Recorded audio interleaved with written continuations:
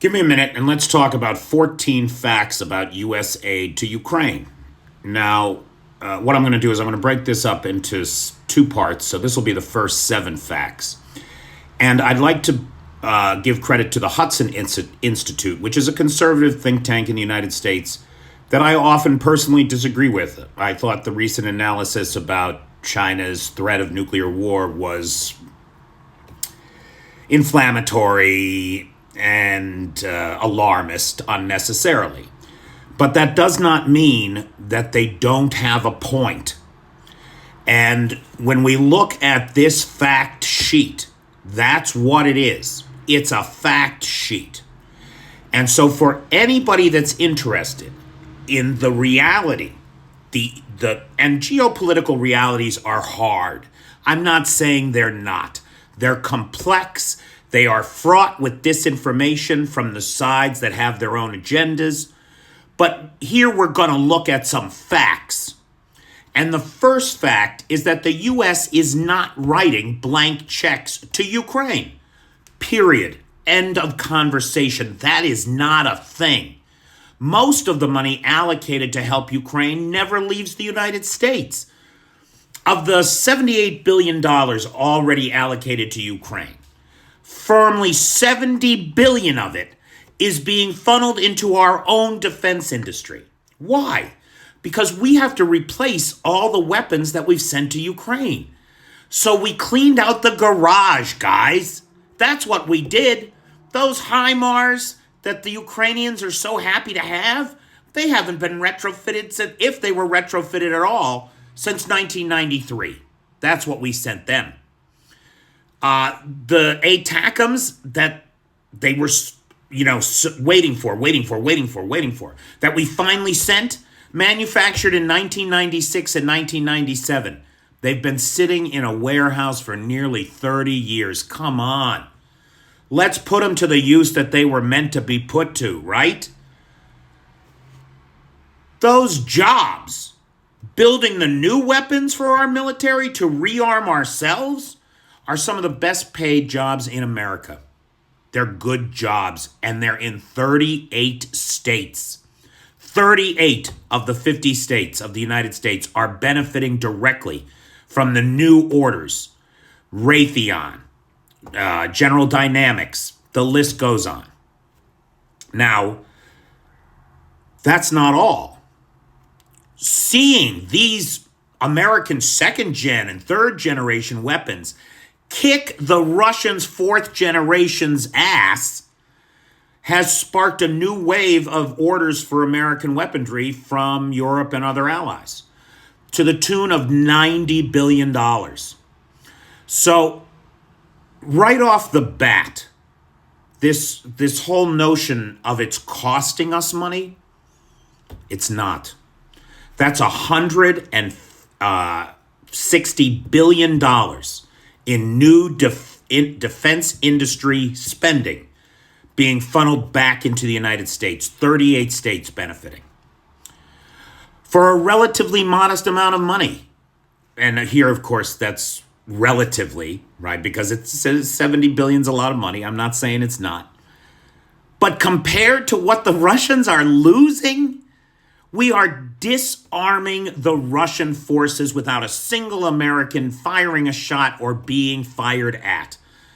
According to open source intelligence, verified losses for the Russians include over 2,400 main battle tanks, 1,000 armored fighting vehicles, 3,000 infantry fighting vehicles, 368 armored personnel carriers, 914 pieces of artillery, 201 multiple rocket launchers, 93 aircraft, including strategic bombers that could threaten the United States with nuclear warheads, 132 helicopters, and thousands of other pieces of equipment. And these estimates are undoubtedly low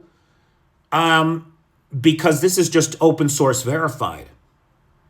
There's a lot more. If we look at what the Ukrainians claim they've taken out, you can pretty much double those numbers. There has never been more accountability for U.S. military assistance than what is available for Ukraine aid. This idea that we're just sending pallets of cash is a fever dream of isolationist American first nonsense. It's not real. We've got people on the ground, we've got auditing, and the Ukrainians are in the process of a new digital inventory system that will provide on-the-spot, real-time auditing so that any weapon we've sent, we can tell you where it is. And if it's not there, there's going to be a problem. Europe has spent more than the U.S. on Ukraine aid. That's just a fact. And that's a fact without looking at GDP. If you look at what we've spent as a percentage of GDP and compare it with the European allies, 22 of those nations have spent more money as a percent of their GDP than we have. So we are not in this alone. We are not the only ones. Europe appreciates this. A victorious Europe means a safer Taiwan.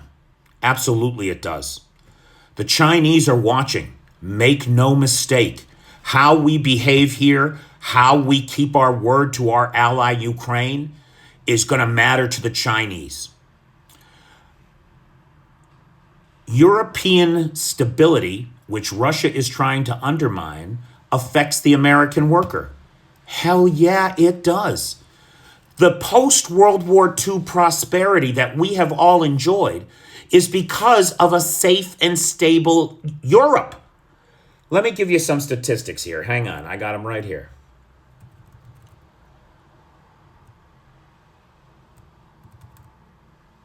Europe is America's largest source of foreign investment. In 2021, Europe accounted for $3.19 trillion out of a total of $5 trillion in capital investment, of foreign capital investment. The US and Europe are each other's largest export markets. 45 out of 50 states, including California, exported more goods to Europe than to China. 45 out of 50. Those are American jobs right there. Europe matters to the American heartland too. Arkansas, Kentucky, and Oklahoma each export 5 times more goods to Europe than to China. Look at, the Europeans are our allies and they are threatened. There is a 1,000-mile front trying to grind a whole civilized part of Europe into dust. We can't allow it.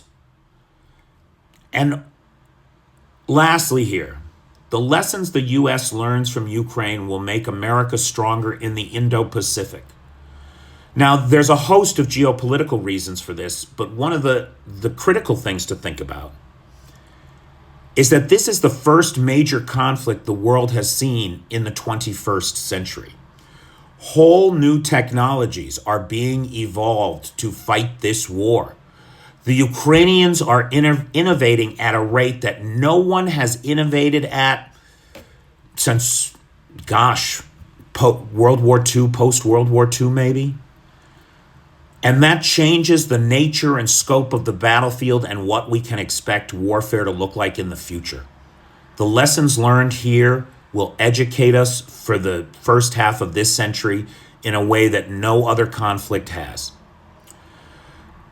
This is part 1, the first 7 facts about U.S. aid to Ukraine. Again, this is from the Hudson Institute, a conservative American think tank. The entire white paper can be found online. Just Google Hudson Institute 14 facts about U.S. aid to Ukraine. Thank you, folks.